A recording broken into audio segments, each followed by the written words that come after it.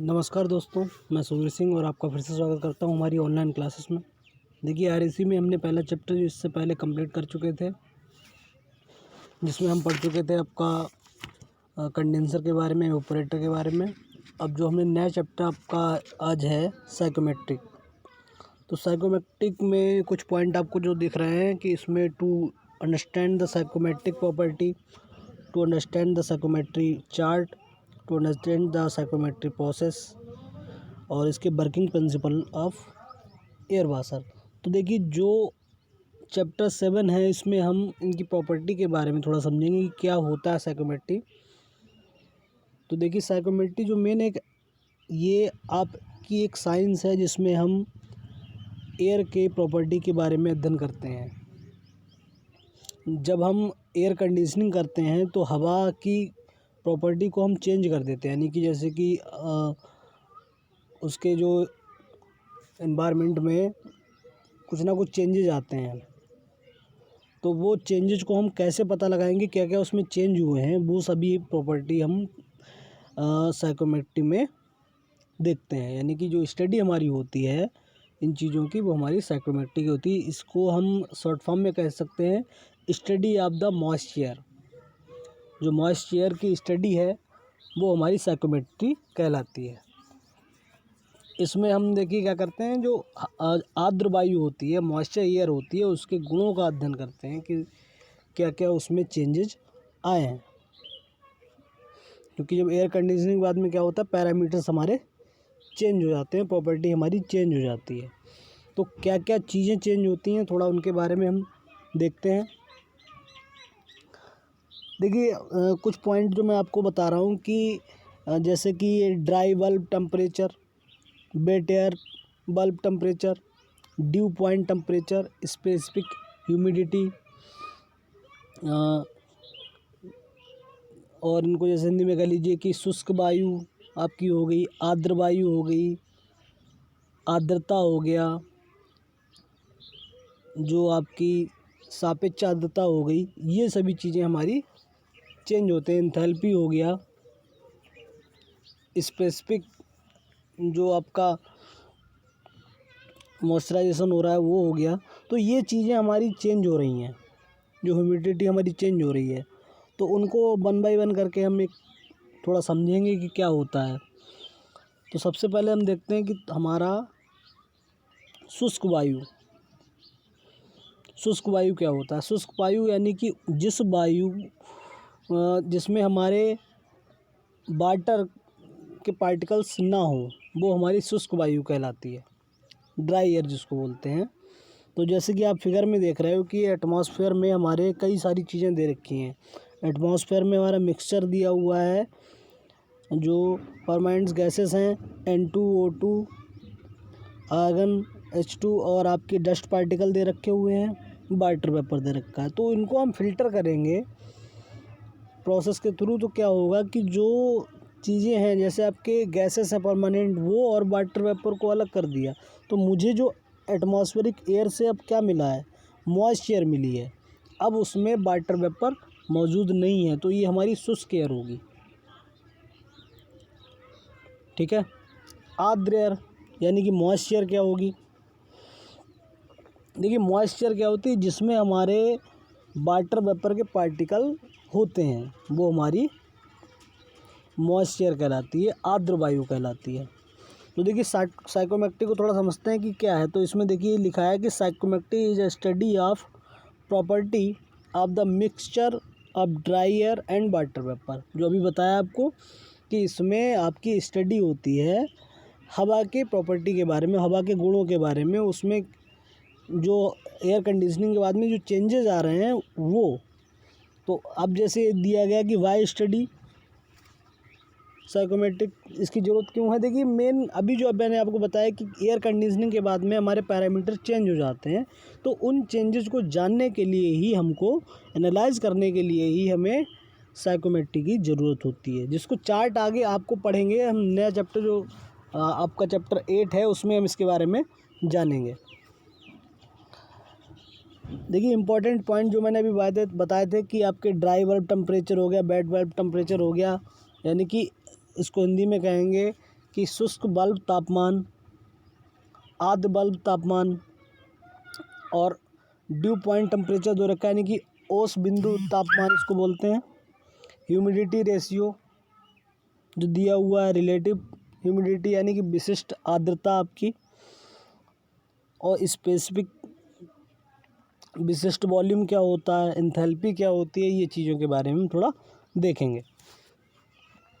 देखिए सबसे पहले हमारे पास है ड्राई बल्ब टेम्परेचर, डीबीटी जिसको बोलते हैं। डीबीटी क्या है? डीबीटी ड्राई बल्ब टेम्परेचर, देखिए इसको पढ़ेंगे कि dry bulb temperature is a temperature of moist air as measured by a standard thermometer और अदर टेम्परेचर मेजरिंग इंस्ट्रूमेंट। देखिए ड्राई एयर जो टेम्परेचर यानी शुष्क बल्ब तापमान जो हमारा है, ये थर्मामीटर द्वारा मापा जाता है, जिसमें क्या होता है कि जो हमारी आर्द्र वायु है, वायु की आर्द्रता है, जो मॉइस्चराइजेशन है, इस पर कोई इफेक्ट नहीं पड़ता। उस समय जो हम थर्मामीटर से नापते हैं तो वो हमारा क्या कहलाता है? शुष्क बल्ब तापमान कहलाता है। जो टेम्परेचर उस समय मेजर करते हैं वो हमारा टेम्परेचर शुष्क बल्ब टेम्परेचर कहलाता है। ठीक है, अब बात करते हैं हमारा वेट बल्ब टेम्परेचर यानी कि आर्द्र बल्ब तापमान। तो आर्द्र बल्ब तापमान क्या होता है उसको पढ़ेंगे। देखिए wet bulb temperature is a lowest temperature that can be reached by the evaporation of water only. It is a temperature on feels when one's skin is wet and it's expose to moving air.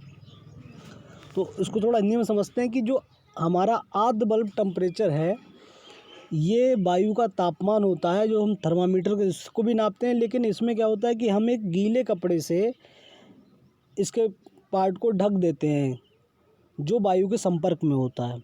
जो air के संपर्क में जिसको हमें मापना है उसको हम गीले कपड़े से ढक देते हैं, उसके बाद में उसका टेम्परेचर मेजर करते हैं।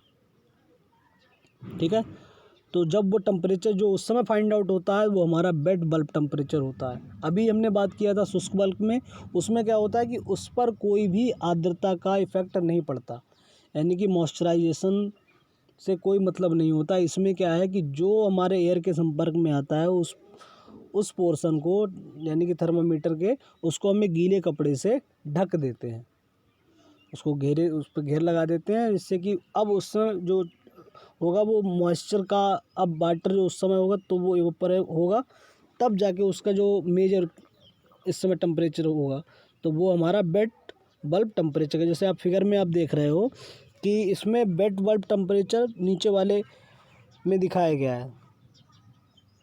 देखिए इसमें आप जो देख रहे हो कि ये वाला जो है,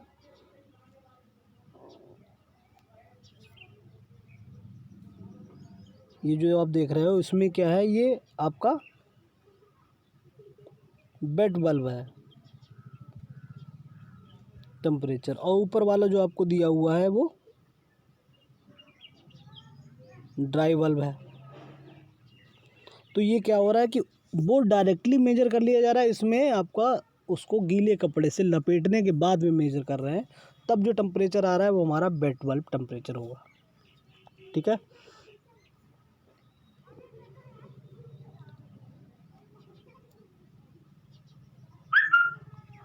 अब देखिए ह्यूमिडिटी रेशियो के बारे में जो आपका दिया हुआ है, ह्यूमिडिटी रेशियो या स्पेसिफिक ह्यूमिडिटी, जिसको W से नोट करते हैं। तो the mass of water associated with the each kilograms of dry air assuming both of water vapor and dry air to be perfect gases, humidity ratio is given by mass air और vapour. देखिए जो आपका humidity ratio होता है वो जलवाष्प का द्रव्यमान और शुष्क वायु का द्रव्यमान के रेशियो को ही हम कहते हैं। जो हमारा ये ह्यूमिडिटी रेशियो है या स्पेसिफिक ह्यूमिडिटी है, विशिष्ट आर्द्रता है, जिसको W से नोट करते हैं। ये देखिए हमारा क्या होता है, जब जलवाष्प होती है, जलवाष्प का द्रव्यमान होता है MB/MA। MA हमारा क्या है, शुष्क वायु का द्रव्यमान। यूनिट दे रखी है G/kg।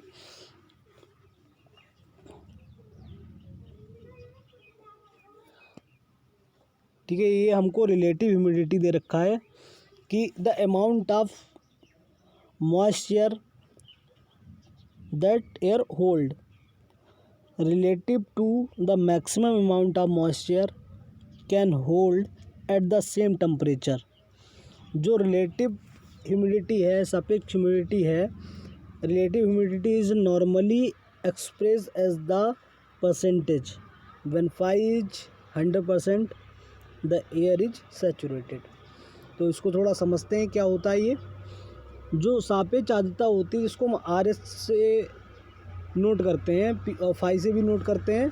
तो इसमें क्या होता है, जो हमारी आर्द्र वायु है, मॉइस्ट एयर है, मॉइस्ट एयर में जलवाष्प के द्रव्यमान तथा संतृप्त वायु में जलवाष्प के द्रव्यमान के अनुपात को हम क्या कहते हैं,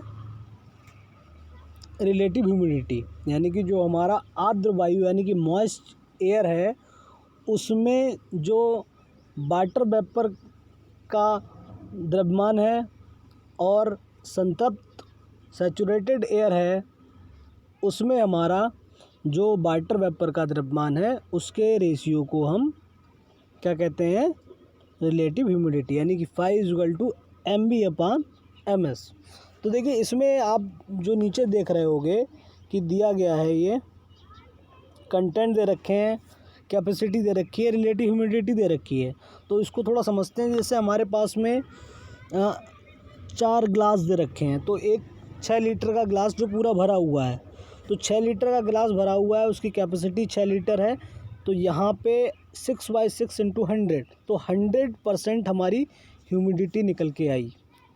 ठीक है, यहाँ पे हमारी 100% ह्यूमिडिटी निकल के आई। अब सेम हम दूसरे वाले पोर्शन में देख रहे हैं क्या हो रहा है कि अब जो हमारे पास वाटर है वो 6 लीटर ही है, लेकिन जो उसकी कैपेसिटी है वो 9 लीटर हो गई। तो उस फार्मूले से हम देखेंगे 6/9, जो मैक्सिमम अमाउंट की बात कर रहे हैं वो हमारा 9 है और जो उसकी वैल्यू है वो हमारी 6 है। यानी कि जो mv/ms की बात हो रही है यहाँ पे देखिए आप, जो हमको दे रखा है the amount of moisture that air hold, जो एयर मॉइस्चर रखे हुए है और मैक्सिमम अमाउंट जो रख सकती है, उनके रेशियो को ही हम रिलेटिव ह्यूमिडिटी कहते हैं। तो यहाँ पे आप देख रहे हो कि इसमें क्या हो रहा है, 6/9 × 100 यानी कि 67, जो 67% आपकी निकल के आ रही है वो क्या है, ह्यूमिडिटी बढ़ गई है। जितना कम होता जा रहा है उतनी ह्यूमिडिटी बढ़ रही। देखिए हमारा जो एरिया है वो ज़्यादा होता जा रहा है, वॉल्यूम ज़्यादा होता जा रहा है। अब उसके बाद में फिर 6 लीटर ही है और 12 हो गया, कैपेसिटी 12 हो गई, तो वो हमारी 50% हो गई। फिर उसके बाद में 9 लीटर अगर हमने उसकी जो वाटर को बढ़ा दिया और कैपेसिटी 12 है, तो क्या हो रहा है, 75% हो रहा है ये, यानी कि और बढ़ती जा रही है। तो जो ये चीज़ें हैं ये कहाँ जैसे कि आप देखते हो कि समुद्र के किनारे या लगातार बारिश होती है, जो मैक्सिमम आप देख रहे हो इस समय 4th वाले में, ये वाले जो पोर्शन आपका दिया हुआ है, इसमें क्या होता है कि हम कभी कभी जो गीले कपड़ों को सुखाते हैं या हम गीले कपड़े, लगातार बारिश होती है तो उस समय क्या होता है कि हमारे कपड़े सूखते नहीं हैं, पसीना आता है तो वो भी सूखता नहीं है और बदबू सी आने लगती है।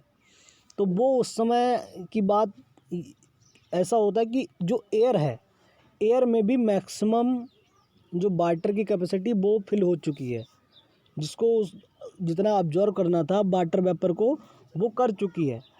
तब उस समय ये कंडीशन आती है कि हमारे कपड़े जो हैं वो सूखते नहीं हैं। और जब ये पहली कंडीशन आपको दे रखी है कि जब एयर में हमारा ह्यूमिडिटी मॉइस्चर हमारा कम होता है, जैसे आप रेगिस्तान में देखते हो, वो सेकंड कंडीशन आपकी वही बनेगी है कि वहाँ पे, या गर्मियों में देखते हैं कि हमारे होंठ फटने लगते हैं, ठंडों के टाइम पे भी देखा होगा आपने, तो वो ह्यूमिडिटी की वजह से होता है। जो आपकी वायु है, एयर है, उसमें मॉइस्चर की कमी हो जाती है तो वो हमारी बॉडी से जो मॉइस्चर है उसको सोखती है, तो उस वजह से हमारे होंठ वोट फटने लगते हैं। ठीक है, तो ये हमारे सभी रिलेटिव ह्यूमिडिटी के बारे में बताते हैं। अब ड्यू पॉइंट टेम्परेचर की बात करते हैं। देखिए ड्यू पॉइंट टेम्परेचर हमें दे रखा है the temperature of saturated moisture that same pressure and humidity ratio of a given air mixture. This is the temperature at which condensation beginning when the air is cold to constant pressure.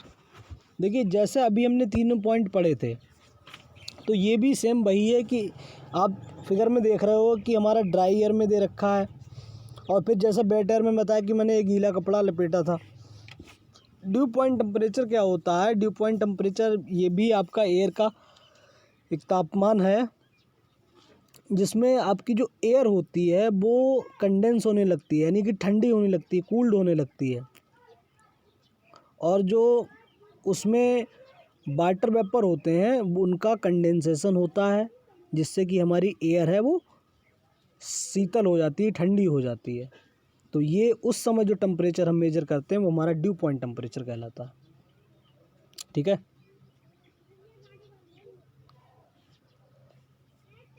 अब specific volume की बात करते हैं। देखिए specific volume क्या है? Specific volume is defined as the number of cubic metre of moisture per kilogram of dry air.